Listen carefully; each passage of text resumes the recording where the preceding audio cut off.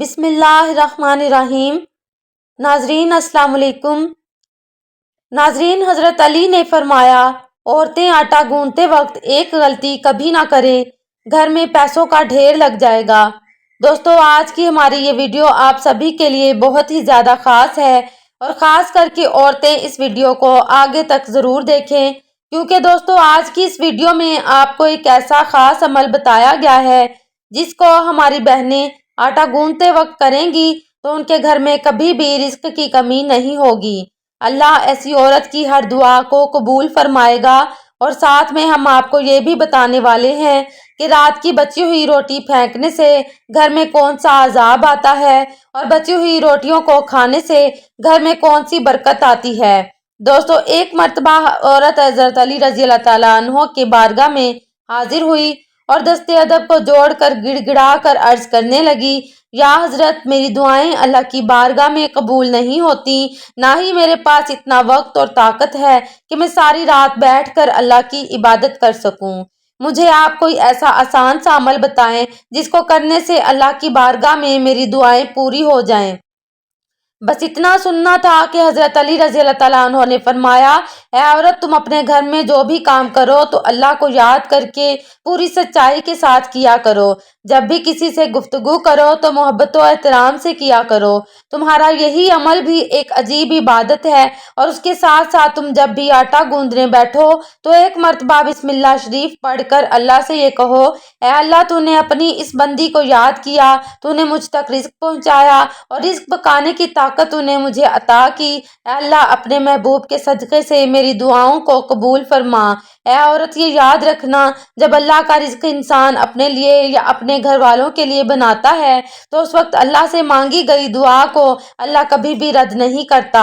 دوستو، اس کے بعد اس عورت نے پھر پوچھا، حضرت، زندگی میں مصیبت اور پریشانیاں آنے کی سب سے بڑی وجہ کیا ہوتی ہے؟ تو یہ سن کر حضرت علی رضی اللہ تعالیٰ عنہ نے پھر فرمایا، اے عورت، یاد رکھنا، اچانک سے عذاب آنے کی سب سے بڑی وجہ اللہ کے رزق کی بد دعا ہے۔ یہ سن کر وہ عورت حیرت سے پوچھنے لگی، یا علی، رزق کی بد دعا وہ کیسے؟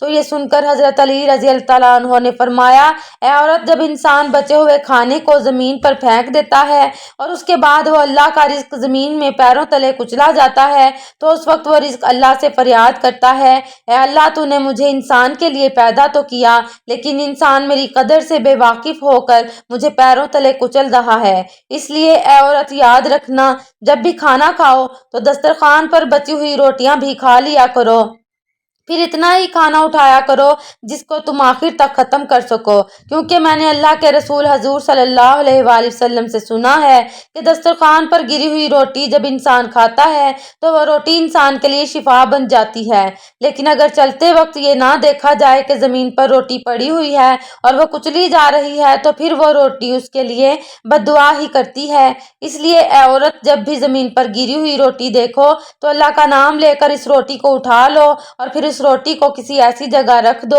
جہاں پر وہ پیروں تلے نہ کچلی جائے اور دوسری اللہ کی مخلوقات اسے آرام سے کھا سکے۔ اے عورت، اس عمل سے اللہ کے رزق تمہارے لیے دعائیں کرے گا، اور رزق کی دعائیں اللہ تعالیٰ کبھی رد نہیں کرتا۔ دوستو، اس طرح سے ایک مرتبہ ایک شخص اپنے گھر سے رات کی بچی ہوئی روٹیوں کو باہر پھینک رہا تھا۔ اسی وقت حضرت علی رضی اللہ تعالیٰ عنہ نے اس شخص کو دیکھ لیا تو آپ اس شخص کے قریب گئے اور فرمانے لگے، اے شخص، یاد رکھنا، رات کی بچی ہوئی روٹی پر اللہ کا نور برستا ہے۔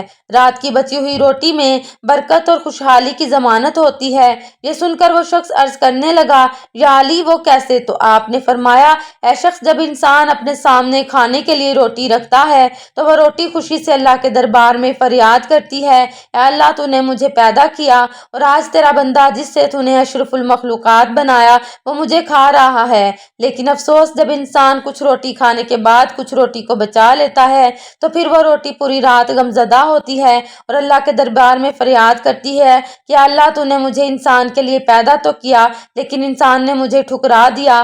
اس کے بعد یہ دیکھ کر اللہ اپنے فرشتوں کو حکم دیتا ہے کہ جاؤ اور اس روٹی پر نور برساتے رہو، جس نے بھی اس کو ٹھکرایا ہے اس کے گھر سے برکت کو اٹھا لو، اور جو کوئی اس بچی ہوئی روٹی کو صبح اٹھ کر کھائے گا تو ایسا شخص خوب برکت اور رحمت پائے گا، کیونکہ اے شخص، میں نے اللہ کے رسول صلی اللہ علیہ وآلہ وسلم سے سنا ہے، رات کی بچی ہوئی روٹیوں پر اللہ کا نور برستا ہے۔ اس لیے دوستو، کبھی بھی رات کی بچی ہوئی روٹیوں کو باہر نہ پھینکا جائے بلکہ صبح ان کو گرم کر کے کھا لیا جائے۔ آج کے دور میں اللہ تعالیٰ کی طرف سے رزق کی اتنی فراوانی ہے، اتنی ہی اللہ تعالیٰ کی ناشکری کی جاتی ہے، اور اسی طرح رزق کی ناقدری بھی۔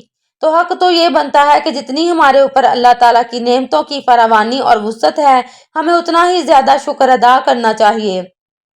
شکر ادا کرنا تو دور کی بات ہے، ہم اللہ کے فرائض بھی پورے نہیں کرتے۔ اگر ہم اپنے گھروں میں نظر دوڑائیں تو جس طریقے سے ہمارے گھروں میں روٹی ضائع ہوتی ہے وہ کسی سے مخفی نہیں ہے۔ ایک وقت کی روٹی بچ جائے تو اس کو دوسرے وقت میں کھانا کسی کو گوارا نہیں، اور یہ بچی ہوئی روٹی بعض لوگ تو سنبھال کر چھان بوڑھے والے کو دے دیتے ہیں، لیکن بعض لوگ اس کا خیال نہیں کرتے اور اس کو کوڑے کے ساتھ پھینک دیتے ہیں۔ حالانکہ اگر روٹی بچ جائے تو اس روٹی کو دوسرے وقت میں استعمال کر لیا جائے، اس میں کوئی حرج والی بات نہیں، بلکہ ہمارے آقا صلی اللہ علیہ وآلہ وسلم کا باسی روٹی استعمال کرنا حدیث سے ثابت ہے۔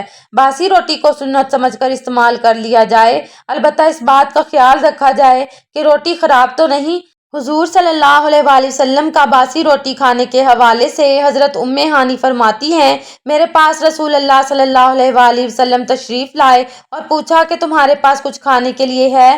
تو میں نے کہا نہیں، البتہ باسی روٹی اور سرکہ ہے۔ آپ نے فرمایا اسے لے آؤ، وہ گھر کبھی غریب نہیں ہوگا جس میں سرکہ موجود ہے۔ حضور نے باسی روٹی سرکے کے ساتھ تناول فرمائی۔ حضرت سہل بن سعد رضی اللہ تعالیٰ عنہ کی روایت ہے کہ ان سے پوچھا گیا کہ جو کی روٹی کو نبی صلی اللہ علیہ وآلہ وسلم کیسے پکاتے تھے؟ تو فرمایا آٹے میں پھونک مار دیا کرتے تھے تاکہ جو موٹے موٹے تنکے ہوں وہ اڑ جائیں، باقی کو گوندھ لیا کرتے تھے۔ ایک روایت میں ہے کہ نبی صلی اللہ علیہ وآلہ وسلم کے زمانے میں چھلنی نہیں ہوتی تھی اور وہ اس کو پھونک لیا کرتے تھے اور پھر اس کے بعد روٹی بنا لیا کرتے تھے۔ حضرت ابو بکر صدیق اور حضرت عمر جو کی روٹی کو بنا چھانے کھا لیا کرتے تھے۔ آٹا چھنا ہوا نہیں ہوتا تھا۔ آج کل گیہوں کی روٹی بھی بغیر چھنے کھانا مشکل سمجھا جاتا ہے، حالانکہ بغیر چھنے آٹے کی روٹی جلد ہضم ہوتی ہے۔ حضرت ابو ہریرہ رضی اللہ تعالیٰ عنہ سے روایت ہے کہ آپ صلی اللہ علیہ وآلہ وسلم اور آپ صلی اللہ علیہ وآلہ وسلم کے اہل و عیال کو مسلسل 3 دن گیہوں کی روٹی کھانے کی نوبت نہیں آئی، یہاں تک کہ دنیا سے جانے کا وقت آ گیا۔ آقا صلی اللہ علیہ وآلہ وسلم کے گھر میں کبھی ایسا نہ ہوا کہ 3 دن روز کھانا ہو، فاقہ ہوتا تھا۔ بہرحال آج کل کے رواج میں آٹا چھنا ہوا آتا ہے تو ہم کم سے کم اتنا ضرور کر لیں کہ گیہوں کی روٹی تو ہم کھاتے ہیں، الحمدللہ یہ بھی کھائیں، لیکن ساتھ جو کی روٹی بھی شروع کر دیں تاکہ سنت کا ثواب ہمیں مل جائے۔ یہ تھی آج کی ہماری معلوماتی ویڈیو اگر پسند آئے تو لائک اور شیئر ضرور کیجیے گا۔ اللہ ہم سب کا حامی و ناصر ہو۔